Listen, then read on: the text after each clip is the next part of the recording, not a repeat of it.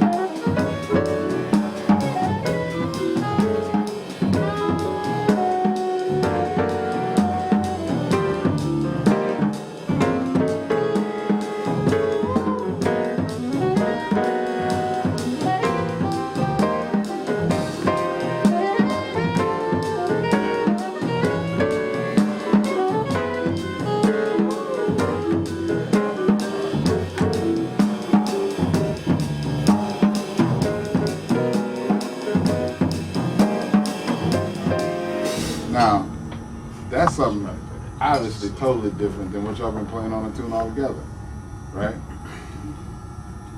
So just imagine what happens in the heat of the moment when you guys just start to come up with those ideas, right? Look at y'all, everybody's smiling now. Oh yeah, it felt good.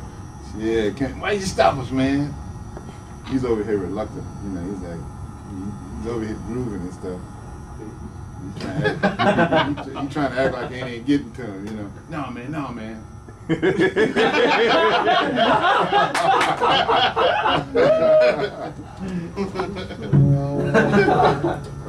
Yeah, okay. But you hearing what they're talking about? And this is the thing I really want you, I wish I could really hammer this home with you guys today. It's easier.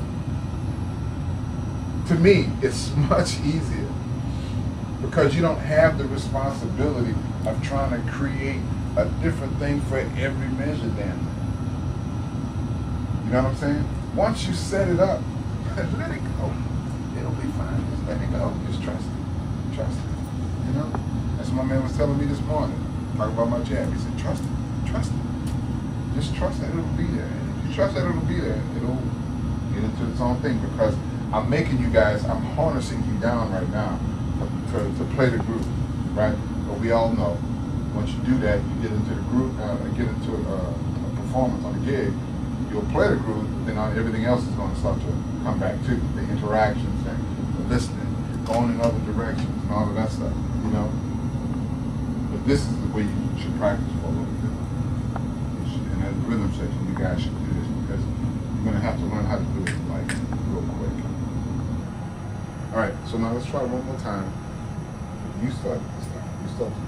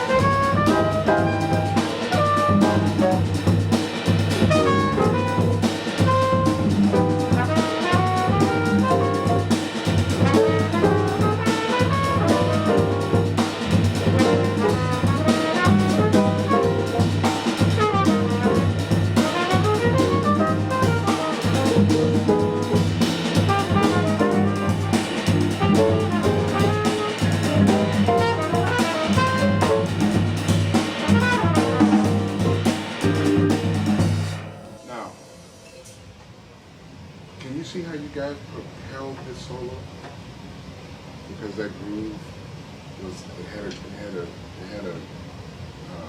a certain kind of motion to it. And since it was like a solidified thing more than just the more atmospheric stuff, he played long. He never plays long in class. Never. But he ran back, closing his eyes, getting down here. Shit started getting good to him. He couldn't stop. Am I right or wrong? Right. Yeah, you hate to admit it, though. I ain't gonna give him that shit. The other thing, too, I want you to realize is that we just did this behind two soloists. So essentially, you did two grooves, right? Only two. And as before, you guys have been playing like a multitudes of rhythmic phrases behind one soloist. And now you've only done two behind two soloists, and it had a thing where it was propelling the solo. The other thing I want you to understand, about it is like, you know, throughout the history of jazz, you know, we've had this swing thing, right? And we really had that down to a science as a community, as a jazz community. So basically, you know, once the bass player starts to play time, the drum is in there. That's the same thing as what you were just doing. It's just based off another rhythmic concept. The thing that I'm fascinated about with your generation of jazz musicians is that you have all of this rhythmic sense that can become your swing thing, in a sense, like that groove and like the groove before. You know what I mean? But you got to be confident, and you got to learn to trust it. You got to learn to trust that it'll go somewhere. You don't have to force it to go somewhere. Because the thing you got to really check out that I was thinking about was both soloists seemed to really get into playing over those two grooves, and you guys didn't interact with them. You just had the groove. So imagine when you have the groove there, and then you also interact with them, and you still come back to the groove, right? Interact and use the groove as your basis for what you're playing behind it. Imagine what's going to happen then. You know what I'm saying? Because what you guys have been doing prior to this is that, you know, you'd play your thing, and then it wouldn't really work out, so then you switch, and you go to another one, blah, blah, blah, and that wouldn't really work out, so then you go to another one, right? And then they're playing on top of it, so it never really settles into anything. So I'm not telling you, you got to play like a specific way. It's not like you got to play 4/4, or you got to play bossa nova, you got to do any of that stuff. That's not what I'm saying. What I'm saying is, you got to use your creativity, because this is your generation. This is your moment to kind of put your stamp on the music. So you got to find out what those rhythmic grooves and those rhythmic patterns are for your generation, you know, and then build all of these ideas off of that stuff, bringing in the tradition of jazz in terms of how we manipulate harmony, how we manipulate rhythm and all of that stuff. But the rhythmic basis for all of this stuff has to be based around what you guys are into. You know what I'm saying? That's why I'm not, you know, because I could easily say, okay, let's play 4/4, and then it'll be right in the groove, because that's been established as a way to, you know, propel this music. But now the key thing is to take this stuff, because that's basically what those guys did. You know what I mean? You know, they went from the swing era to the bebop era to the modern jazz era, and that's basically what they were doing.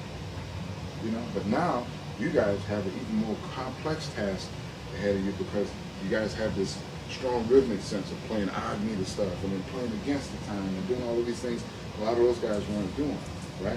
But now you got to put it in a concise package. When you put it in a concise package, it's gonna be a motherfucker. I'm here to tell you, you know, because that's when I was telling you guys sound like a bunch of racehorses, like stuck in the gate. You know, that's what I mean by that. It's like, you know, okay. Boy, once they learn how to just break free and go down the same track, man, it's gonna